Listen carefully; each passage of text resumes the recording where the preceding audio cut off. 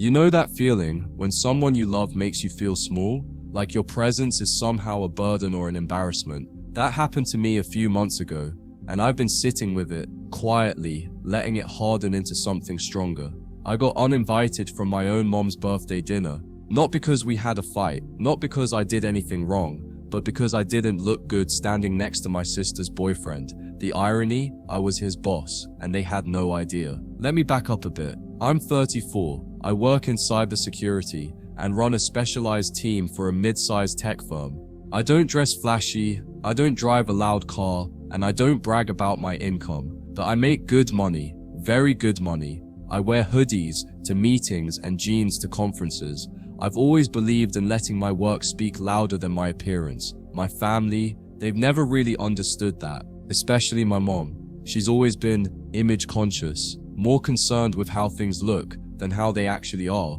And my younger sister, Mia, well, she inherited that trait in full. Mia's boyfriend, Kyle, is one of those guys who walks into a room and immediately needs to be the center of attention. Big smiles, tailored blazers, expensive watches. He works in our company's sales department, which means he talks a lot and dresses even louder. I didn't even know they were dating until a few weeks before Mom's birthday. And Kyle definitely didn't know I was that guy, his manager's manager, the one who signs off on his quarterly reviews and knows exactly how inflated his numbers really are. About a week before Mom's birthday, I got a call from her.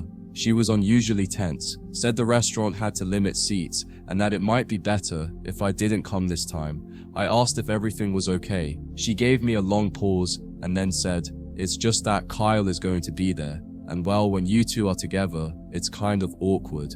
I asked what she meant. She hesitated, then said, "He's very polished, very professional. You're more casual. It just clashes, sweetie." I laughed, literally laughed out loud. I thought she was joking, but she wasn't. She meant it. I didn't look good next to Kyle, and rather than have her daughter's boyfriend feel overshadowed or uncomfortable, she decided to cut me out of the event altogether. My own mother, choosing appearances over presence, style over substance. A man her daughter had known for 6 months over a son she raised for 3 decades. I didn't argue. I didn't defend myself. I didn't remind her that I was the one who paid her mortgage when she was between jobs last year, or that I was the one who flew across the country for her surgery while Mia was too busy. I just said, "Okay, hope it's a nice dinner," and I hung up. Then I sat in silence for a long time, letting the reality of it settle into my chest. I wasn't just excluded, I was discarded, rejected, because I didn't look the part. The next week, I went to work as usual, walked into our quarterly planning meeting, and there was Kyle, sitting across from me in a fitted suit, smiling wide like he owned the room. He still had no idea who I really was. He'd only joined the company a few months ago, and we hadn't interacted directly. But that day, as fate would have it, our regional director asked me to give the update on projected security costs. As I stood up and walked to the front, I saw Kyle do a double take. His smile faded just a bit. Good. I gave the presentation, clean, technical, focused. Afterward, the director thanked me and said, "As always, great clarity from the best in the division." I nodded and returned to my seat. Kyle stared at me like I'd grown a second head. I could feel the gears turning in his mind. His eyes flicked between me and the senior leaders, trying to recalibrate everything he thought he knew.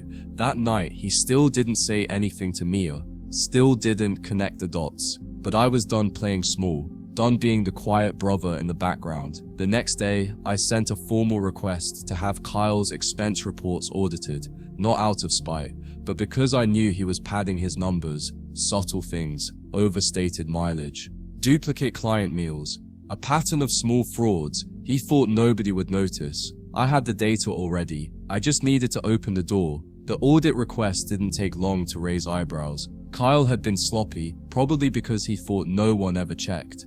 He billed the same dinner twice, under 2 different client names, used a company card for a weekend trip that had nothing to do with work, even tried to expense a pair of designer shoes with a vague label that said client gifting. Our finance department flagged everything within 2 days.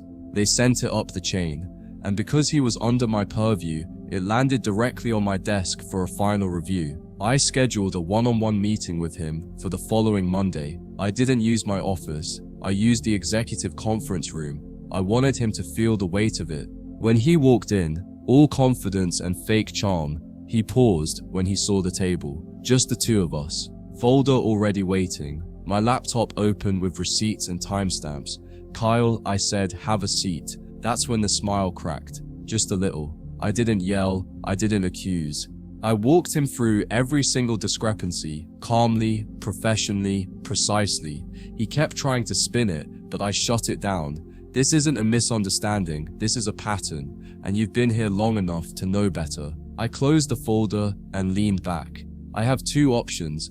I can file this formally and recommend termination, or I can give you a chance to resign quietly, effective immediately." His face drained. He asked if he could call someone. I told him no. He signed the resignation letter that afternoon. HR processed it the next morning. Just like that, he was out. No farewell party, no final lunch, just an empty desk and a silence that echoed beautifully. He still didn't know I was Mia's brother, and I had no intention of telling him. Let the shame of his own choices eat him slowly, without even knowing who truly pulled the rug out from under him. 3 days later, Mia called me. Her voice was brittle, already full of tension. "Did you hear what happened to Kyle?" she asked. I kept my tone even.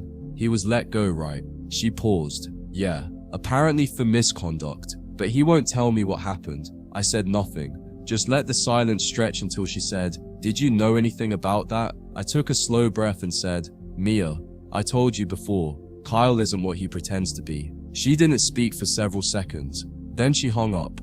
I thought that might be the end of it, but then I got a call from my mother. It started passive-aggressive, as always. "I know you and Mia haven't seen eye to eye lately, but she's really going through a hard time right now." I didn't answer. She continued. "She told me Kyle got fired. Just awful. And now she's embarrassed. People are talking. I wish she'd been more careful." More careful? Not more ethical. Not less deceitful. Just more careful.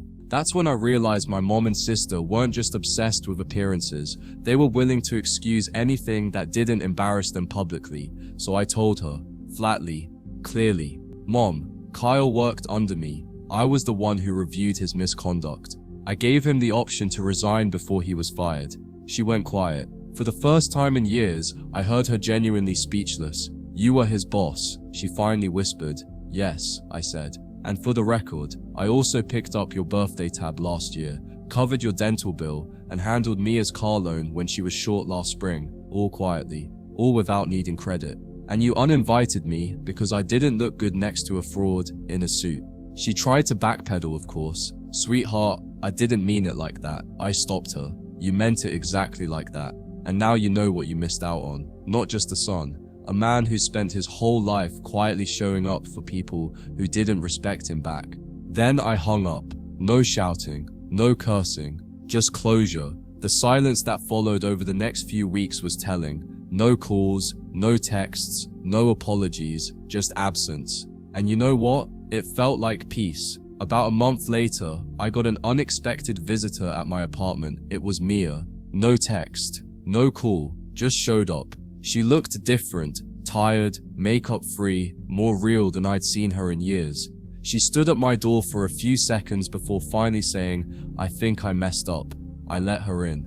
Not because I was ready to forgive, but because I wanted to hear what she had to say.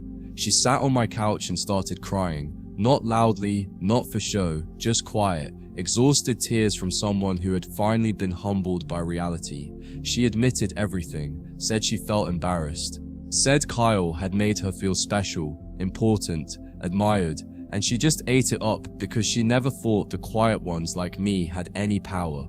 She admitted they'd laughed about me once after Mom's birthday, said I looked like a guy who stocked shelves at Best Buy. I didn't flinch. I just listened. She didn't say it to hurt me now. She said it because she was finally facing how shallow she had become. What hit her hardest, she said, was when Kyle told her, right after he got fired, that he felt betrayed by someone in management. She put the pieces together after that, did some digging, talked to co-workers, found out who I really was, what I really did, and suddenly everything looked different to her. "I thought you were just invisible," she whispered. but you were the one holding everything together. I didn't say anything. I just sat with that, let her hear the weight of her own words bounce around the silence. Then she said something that stuck with me. You were never the background. We just didn't have the depth to recognize the main character. That one hit deep. Because she was right.